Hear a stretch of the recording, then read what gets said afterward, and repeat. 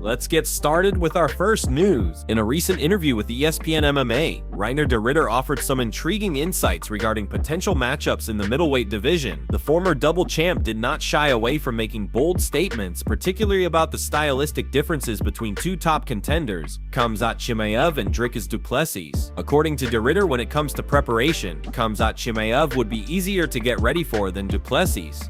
The reason? Chimaev's style is far more predictable, even if it's highly effective. His approach revolves heavily around wrestling and a submission-heavy ground game, a strategy that elite fighters like de Ridder feel more confident preparing for. This doesn't mean Chimaev is an easier opponent in the cage, but rather that his game plan is more familiar. As de Ridder explained, he could simulate Chimaev's style in training by bringing in several Dagestani or Chechen wrestlers who fight with a very similar grappling-dominant style. He also pointed out that Chimaev's striking is clean, based in traditional boxing fundamentals, which again makes it easier to read and respond to during camp. He would be like an easier guy to prepare for, de Ridder said candidly. Not that he is an easier fight, but it's more of a typical style. I can bring a couple Dagestanis and a couple Chechens in who wrestle pretty similar to Khamzat. He boxes pretty cleanly, like real boxing style.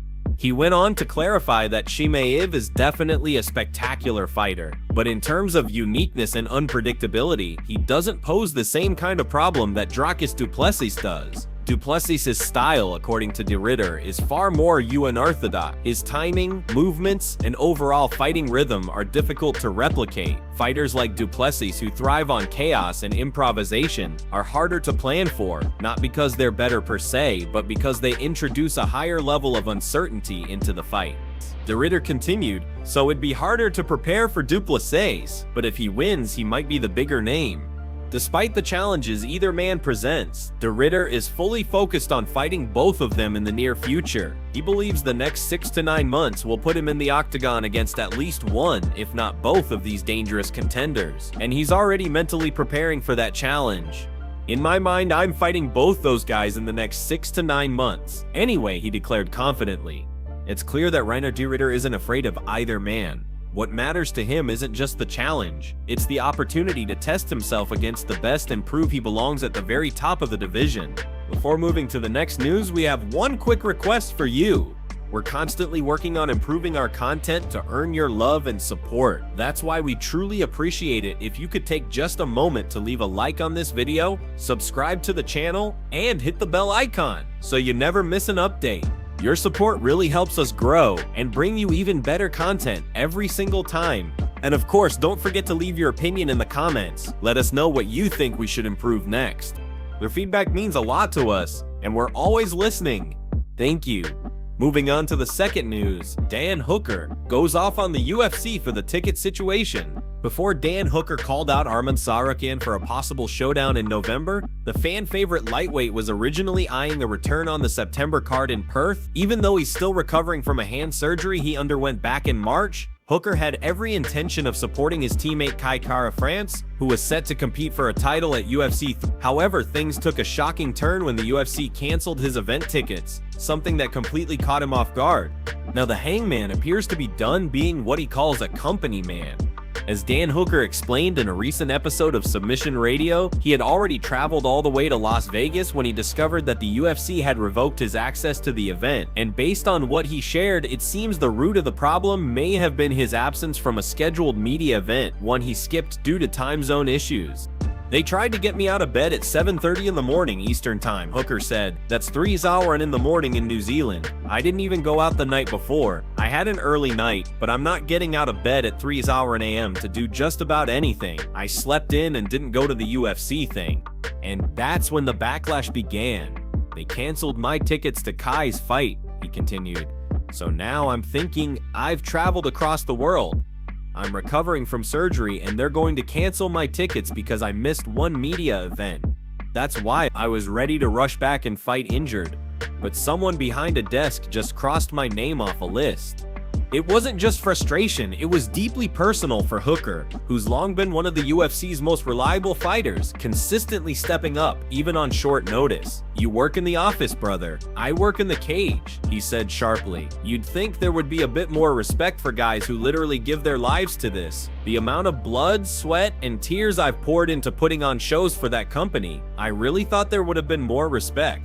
But there's not," he said. "And that's cool. Business is business. But now we do things on my terms. I'm not gonna break my back for a company that doesn't respect me." With those words, Dan Hooker made it clear the days of sacrificing his well-being just to stay in the UFC's good graces are over. He's ready to return, but only if the terms are right and the respect is mutual. Perhaps at an upcoming post-fight press conference, we'll finally hear Dana White's side of the story. Until then, the ball is in the UFC's court. Now moving on to another big story, Din Thomas reveals a huge concern about Khamzat becoming champion. When Khamzat Chimaev first arrived in the UFC, he made an immediate impact, smashing records with the fastest turnaround between victories in modern UFC history, earning 2 dominant wins in just 10 days. Fans and analysts were quick to label him the next big thing in the welterweight and middleweight divisions. His aggressive style, relentless pressure, and finishing ability had people buzzing. But fast forward 5 years and the story isn't quite as clean-cut. Since his explosive debut, Chimaev has struggled with consistency, largely due to a string of injuries, illness-related issues, and canceled fights. Several scheduled bouts have fallen through, sometimes at the last minute, and his career momentum has stalled at multiple points. That's exactly why Din Thomas, former UFC fighter and coach, is sounding the alarm ahead of UFC. During a recent episode of The Bonfire, Thomas didn't hold back. "I'm gonna keep it 100 with you," he said. "If Khamzat wins, it's a disaster. Actually, you can't tell me that a part of you isn't thinking this fight might not happen. Of course, we've seen things go disastrous at the last minute. Something's in the back of my mind." And he's not wrong. The history is there. Chimaev has pulled out of several high-profile matchups, including those against Nate Diaz, Leon Edwards, and Paulo Costa. Some of those cancellations were linked to medical complications, while others came down to weight-cutting issues or other logistical roadblocks. That's why Thomas is asking the real question: even if Chimaev wins the title, can we trust him to defend it? "I'm not trying to be pessimistic and say he's not gonna show up," Thomas continued, "but my point is, if he does show up, and if he does win, do we trust him to be able to fight again? That's the thing. Can he do it 2 or 3 times a year? Because that's what the UFC needs." He emphasized that the UFC thrives on momentum, especially in its championship divisions. "We need movement in these divisions. I hate when it's just static," Thomas said. "In order for there to be movement, the champions have to fight. You've got all these contenders lined up, all of them waiting for their opportunity. But if Khamzat wins and then disappears or only defends the belt once every 14 months, we've got serious problems." To make matters worse, the rumors are swirling about a long delay between title defenses if Chimaev were to become champion. If the title isn't defended until ABU-D-Baby next October, 14 months from now, then what are we doing? Thomas asked. Meanwhile, Chimaev seems relaxed and in good spirits. He's currently training in the United States and enjoying life. In a recent Instagram clip, the undefeated fighter was seen pulling off a flashy off-the-wall assist in a casual soccer match, showing fans he's still athletic, loose, and confident. The UFC has already booked Kaio Borralho as the backup fighter for the UFC 319 main event, just in case something goes wrong. Now all eyes are on the date. Will Khamzat show up? And if he does, what happens next? Let's hope this fight goes off without a hitch. Let's now talk about Matt Brown and why he believes Tom Espin absolutely cannot lose to Cyril Gane at UFC 321. According to Matt Brown, speaking in a recent interview with MMA Fighting, this isn't just about one fight, it's about the entire heavyweight division and the way the world perceives it. In his eyes, the stakes for Aspinall are higher than just winning or losing. The reputation and future of the division itself hang in the balance. If Gane goes in and beats him, no disrespect to Gane, I love the guy, the heavyweight division loses a lot of respect, Brown said bluntly. Even if Tom goes out there and it's a close fight, or if he gets dropped and then comes back, it doesn't really help. The heavyweight division already has so little respect, probably deservedly so. Matt Brown pointed out that the division has struggled to maintain momentum over the last several years between frequent injuries, aging stars, inactive champions, and interim titles being tossed around. The heavyweight title picture has felt disjointed, and with Cyril Gane now receiving his third title shot in just a couple of years, many fans and fighters are questioning the direction the division is heading in.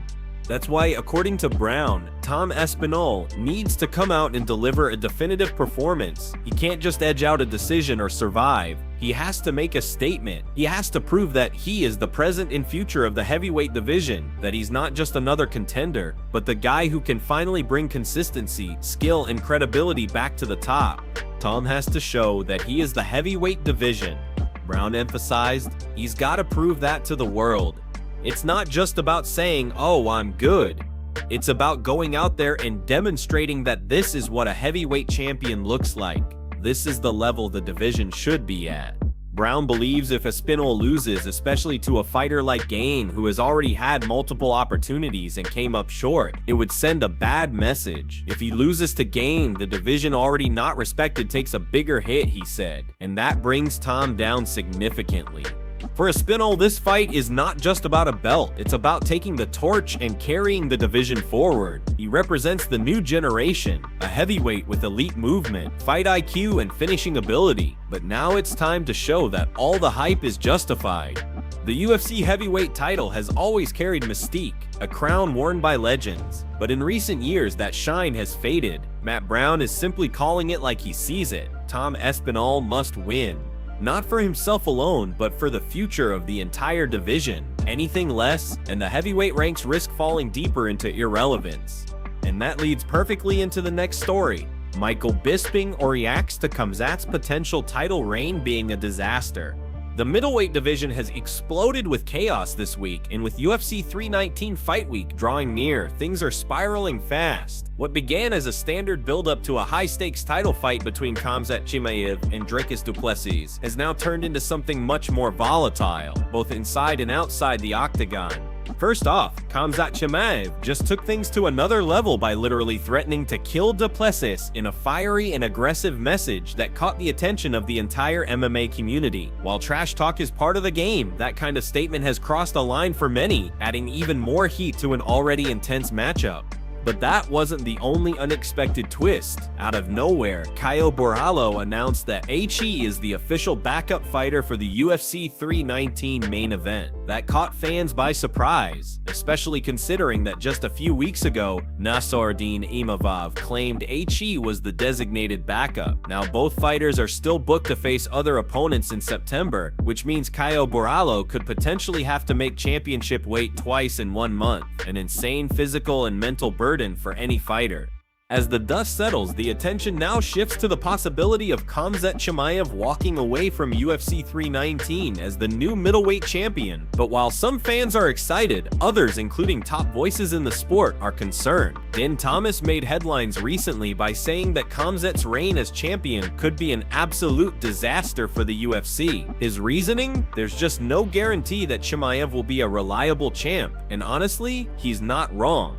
Over the past few years, Khamzat has struggled to stay healthy, make weight, and consistently show up for scheduled fights. He's had bouts canceled for medical issues, weight misses, and other complications, and it's led to a lot of uncertainty around his career. Michael Bisping addressed this very topic, responding to Din Thomas' take during a recent segment. "That's a fair point by Din Thomas," Bisping said. "The reality is, when you look at Chimaev's record on Topology, he has pulled out of 6 fights. He went on to list the matchups. He was supposed to fight Robert Whittaker, that ended up being pushed from June to October. He was also scheduled to fight Paulo Costa and Nate Diaz. Both of those fights fell through. That's 3 canceled fights. And then you've got 3 more with Leon Edwards." Bisping did note that the canceled fights with Edwards likely had to do with the chaos of the COVID-19 era in 2020 and 2021 when many cards were reshuffled. He also pointed out that although the Nate Diaz bout was canceled due to a weight miss, Khamzat still ended up fighting Kevin Holland on short notice. But still, 6 canceled fights is a big number, and that's a legitimate red flag.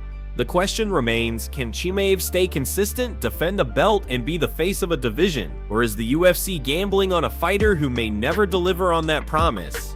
And finally, Nate Diaz versus Max Holloway. Big John and Josh Thomson react. Josh Thomson and Big John McCarthy recently weighed in on the idea of Max Holloway versus Nate Diaz for the BMF title at 70. And yeah, it's the kind of fight that gets people talking. After Max's gritty win over Dustin Poirier to defend the BMF belt, his stock is up, and with Nate looking to make his UFC return, this matchup suddenly feels real. Nate has several potential opponents lined up: Conor McGregor, Michael Chandler, even Jorge Masvidal, who Nate beat in a boxing match just a few months ago. Masvidal has also been teasing a return to MMA. What makes this one so intriguing is the style clash and the name value. Nate might be 40, and sure, he's not hanging with the elite anymore, but that's never really been the point with him. Fans just love watching him fight, and that's exactly what Josh Thomson pointed out. He said the UFC doesn't really care about its legends. It's all about the numbers, the spectacle, the clicks, he said. Holloway versus Diaz wouldn't be a rankings move. It's not about title contention. It's about two fan favorites, two dogs going toe-to-toe in a fight that would break the internet. Nate brings in great numbers. Conor brings in great numbers. Alex brings in good numbers. They're gonna beat those DD horses with a stick, and that's okay. That's what I was saying about bringing Nate back. It's important for them to bring back guys like that. Maybe they're not fighting the best in the world, but they'll be in exciting fights. Max Holloway at 17. Sure, I like the fight. Maybe not good for Nate, but it'll still be fun. The Michael Chandler versus Nate fight? That's a better fight to me, he added. That's the one. And then of course the Conor fight is still out there. There's 3 fights right there. I'd say stick with the 2, the Chandler and the Holloway fight.